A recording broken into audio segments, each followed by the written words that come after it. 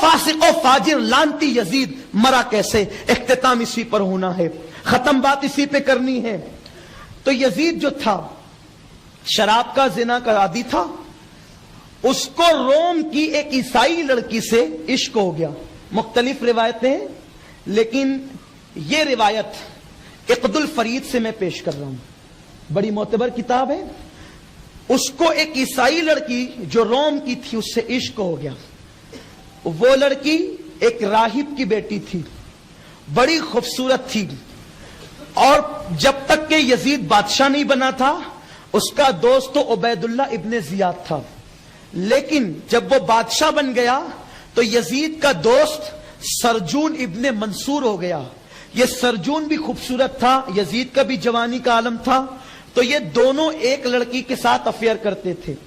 اب یہ لڑکی دونوں کو ہینڈل کرتی تھی، جو روم کی وہ راہب کی بیٹی تھی وہ دونوں کے ساتھ تھی، اور اسی دونوں کے میٹر میں کبھی کبھی سرجون میں اور یزید میں دشمنی بھی ہو جاتی۔ ایک دن یزید نے اس لڑکی کے بالوں میں ہاتھ ڈال کر کے کہا، کب تک مجھ سے دور رہو گی؟ میرے ساتھ شادی کر لے، نکاح کر لے۔ وہ عیسائی تھی، اس نے کہا یزید کل آنا، لیکن سن، جیسے آج اکیلے آیا ہے ویسے کل بھی اکیلے آنا، سرجون کو یا کسی کو لانا مت، کل تجھ سے کوئی خاص بات ہوگی۔ یزید خوشی خوشی چلا گیا، اور اس کے بعد اس راہب کا جو وہ تھا سوما تھا، وہ جنگل میں تھا، دمشق کے مضافات میں تھا۔ یہ آیا صبح کے وقت، اور آنے کے بعد اس لڑکی نے خنجر کو اپنے لباس میں چھپا لیا، اور چھپانے کے بعد اس کو جہاں لے جانا تھا وہاں شراب کا انتظام تھا۔ پھر اس کے بعد ایک ہی گھوڑے پر، عربی گھوڑے پر یہ دونوں بیٹھے، آگے وہ لڑکی تھی، پیچھے یزید تھا، اور گھوڑا تیز تیز وہ دوڑانے لگی۔ جب گھوڑا خوب تیز تیز دوڑا کر دونوں پسینے پسینے ہو گئے، اور پھر پسینہ انتہائی شباب پر آ گیا، تو پھر یہ ہوا کہ گھوڑا اس نے روک لیا۔ وہاں پہلے ہی سے شراب کے مٹکے تھے، اس نے اترنے کے بعد یزید کو شراب پیش کیا۔ یزید شراب پہ شراب پیتا رہا، اور اس کے بعد کہتا تھا بولو کب میری مراد پوری ہوگی۔ اور اس نے شراب پیتے ہوئے جیسے ہی لڑکی کی طرف ہاتھ بڑھایا، لڑکی جان چکی تھی یہ وہ موٹا بہت تھا کہ اب جو ہے یہ اب بدمست ہو چکا ہے۔ اس نے دھکا دیا، یزید گرا، اور گرنے کے بعد اس نے یزید کے منہ پر پیر رکھا، اور پیر رکھ کر کے کہا شادی کرنا ہے، نکاح کرنا ہے مجھ سے؟ جو آل نبی کا وفادار نہ ہوا میرا کیا وفادار ہوگا؟ ایک عیسائی لڑکی، عیسائی راہب کی بیٹی کا قول ہے، جو اپنے نبی کی آل کا وفادار نہ ہوا میرا کیا وفادار ہوگا؟ اور اس نے اپنے پیروں سے اس کے منہ کو روندا، اور روننے کے بعد یزید نے کہا بہت پیاس لگی ہے۔ ماہرین کہتے ہیں بہت دوڑنے کے بعد اگر شراب پی لی جائے تو پیاس آپے سے باہر ہو جاتی، ایسا ماہرین کا کہنا۔ اللہ ہم سب کو اس سے بچائے، اس کی بو سے بھی بچائے، اس کے رنگ سے ہی بچائے، اسے دیکھنے سے ہی بچائے۔ لیکن ماہرین کی تحقیق یہ ہے جب کوئی بہت دوڑ لے، شراب پی لے، پیاس حد سے زیادہ باہر ہو جاتی ہے۔ اس نے کہا چند قطرے پانی پلا دے۔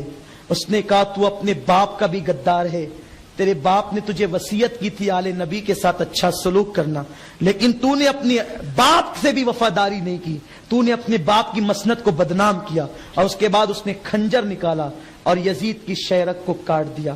اس طرح ادھر غلاف کعبہ جل رہا تھا، ادھر یزید اخیر میں تڑپ رہا تھا۔ وہ لڑکی لوٹ گئی، اور لوٹنے کے بعد اس نے سرجون ابن منصور کو پوری داستان بتائی۔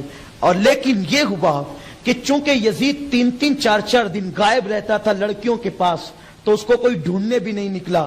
کہیں گیا ہوگا بدمستی کے لیے، کہیں گیا ہوگا عیاشی کے لیے، کہیں گیا ہوگا برائی کے لیے، لوٹ آئے گا۔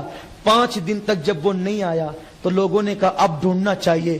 ڈھونڈتے ڈھونڈتے جب اس کو وہاں پر وہ گئے ہیں، جب ڈھونڈنے کے بعد اس جنگل میں پہنچے ہیں تو کیا دیکھا کہ یزید کے جسم میں کیڑے پڑے ہوئے ہیں، اور اس کا سر اس کے جسم سے الگ ہے۔ لوگوں نے کہا اب دمشق کو لے جانا مناسب نہیں ہے، اس کو یہیں پہ دفن کر دو، جنازے کی نماز پڑھے بغیر۔ حوالہ میں نے دیا ہے عقد الفرید، نماز جنازہ پڑھے بغیر، غسل دیے بغیر، صرف دنیا سے یزید کا عیب چھپانے کے لیے یزید کو اسی جنگل میں وہیں پہ دفن کر دیا گیا۔ یزید دفن ہو گیا۔ پھر جب دور آیا عباسیوں کا تو وہاں پر لوہے کی بھٹی بنا دی گئی تاکہ وہ ہمیشہ اس آگ کو برداشت کرے۔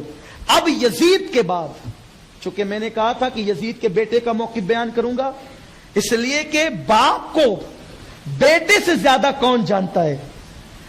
بیٹے سے زیادہ باپ کو کون جانتا ہے؟ باپ کی وہ راتیں بھی دیکھتا ہے، بستر بھی دیکھتا ہے، سب دیکھتا ہے، بستر دستر سب اس کے سامنے ہوتا ہے۔ ملا جی آپ نے بہت بڑی غلطی کی۔ یزید کا جو جائز بیٹا ہے میں اس کا موقف بیان کر رہا ہوں، وہ یزید کا بیٹا تھا لیکن تھا حلالی، اس لیے اس کی زبان سے حق نکلا۔ گالی دینے کا قائل نہیں، گالی دینا نہ میرا مسلک ہے۔ جو رسول اللہ نے حدیث میں کہا اگر آپ اس کو گالی سمجھتے ہیں تو میں نہیں سمجھتا کہ کوئی مسلمان اتنی بڑی جسارت کرے گا۔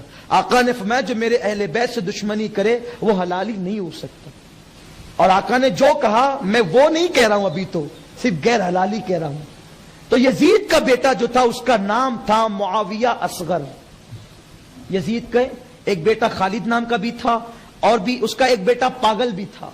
یزید کے 5 بیٹے تھے، اس میں سے ایک بیٹا پاگل ہو گیا تھا۔ آل نبی کے ساتھ دشمنی اچھی نہیں ہے، اللہ دنیا میں سزا دیتا ہے، اب بہت بری سزا ملتی ہے۔ ایک بیٹا پاگل ہو گیا تھا، لیکن معاویہ اصغر جو تھا وہ نمازی تھا۔ وہ کہتے ہیں نا کہ وہ ولی کے پیٹ میں شیطان، تو ویسا ہی ہو گیا۔ امیر معاویہ کے یہاں یہ پیدا ہو گیا، اور یزید پلید کے یہاں جو معاویہ اصغر تھا وہ نمازی تھا، کچھ حد تک وہ نیک تھا۔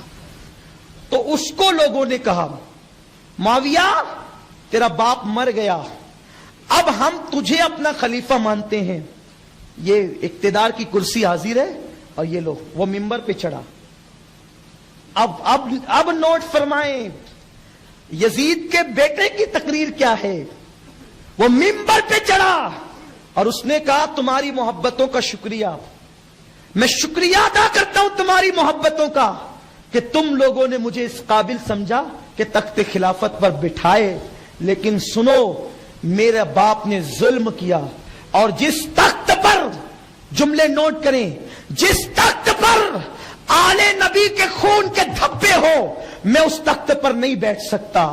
جس تخت کے ساتھ آل نبی کی بددعا ہو وہ تخت مجھے نہیں چاہیے، اور میں اس تخت پر ہرگز نہ بیٹھوں گا جس تخت کے لیے نبی کے شہزادوں کو کربلا میں تڑپایا گیا ہے۔ اس لیے آج کے بعد کوئی مجھے تخت پر بیٹھنے کی گزارش نہ کرے۔ یہ کہہ کر ممبر سے نیچے اترا اور گھر میں گیا، پھر کبھی وہ باہر نہیں نکلا۔ چند دنوں کے بعد اس کا انتقال ہو گیا، اور جب اس کے جنازے کو باہر نکالا گیا اور پھر حضرت عبداللہ ابن زبیر رضی اللہ تعالیٰ کے ہاتھ میں لوگوں نے بیعت کر لی، مختار ثقفی اٹھا، اور یہ ایک طویل داستان ہے، اور 5 بیٹے اس کے ایسے ہی مرے، پھر اس کی اولاد دنیا میں باقی نہ رہی۔ 5 بیٹے رکھ کر بھی اولاد دنیا میں باقی نہ رہی۔ ایک امام زین العابدین سے ایسے ایسے ہیرے پیدا ہوئے، جعفر صادق، موسیٰ کاظم، علی رضا، محمد تقی، جناب نقی، علی جواد، حسن عسکری، غوث العظم، غریب نواز، وارث پاک، شاہ برکت اللہ، صابر کلیر، محبوب الہی نظام الدین اولیاء، حضرت سیدنا خواجہ قطب الدین بختیار کاکی، مخدوم اشرف جہانگیر سمنانی، یہ بڑے بڑے اولیاء، اکابر اولیاء، سید احمد کبیر رفاعی، سید احمد دسوقی، یہ سارے بڑے بڑے اولیاء اسی ایک امام زین العابدین سے جو ہے وہ دنیا میں تشریف لائے۔ حسینی سادات کا سلسلہ، حسینی سادات حضرت زین العابدین سے چلے، اور حسنی سادات حضرت حسن مصنع سے چلے۔ یاد رکھیں اللہ تعالیٰ آپ سب کو سلامت رکھے، حسینیت پر قائم رکھے، عمل کرو، جن کی غلط فہمی ہے ان کی غلط فہمیوں کو دور کر دو۔ اللہ ہم سب کو قائم رکھے۔ مجھے اس پر غرور نہیں کہ ہم حسین کا ذکر کرتے ہیں، شکر کرتے ہیں، اس لیے کہ ہم رہیں گے تو بھی ذکر حسین ہوگا، نہ رہیں گے تو بھی مولا حسین کا ذکر ہوگا. ہم رہیں نہ رہیں آپ دھوم دھام سے یہ محفلیں کرتے رہیے گا. ایک کرتے ہو 4 کرو، 4 کرتے ہو 8 کرو، 8 کرتے ہو 10 کرو. 10 لاکھ لوگ بستے ہمارے گاؤں میں، 10 محفلیں بھی کم ہے. میں یہ نہیں کہتا کہ صرف ہم ہی کریں، سب کریں اور خوب کریں. گلی گلی، کوچے کوچے، گھر گھر حسین حسین کے نعرے لگا دو، علی علی کے ڈنکے بجا دو. یہ وہی نعرہ ہے جو کربلا میں لگا، یہ وہی نعرہ ہے جو کوفہ میں لگا، یہ وہی نعرہ ہے جس نے دمشق کے در و دیوار ہلا دیے. اللہ آپ سب کو جزائے خیر عطا فرمائے.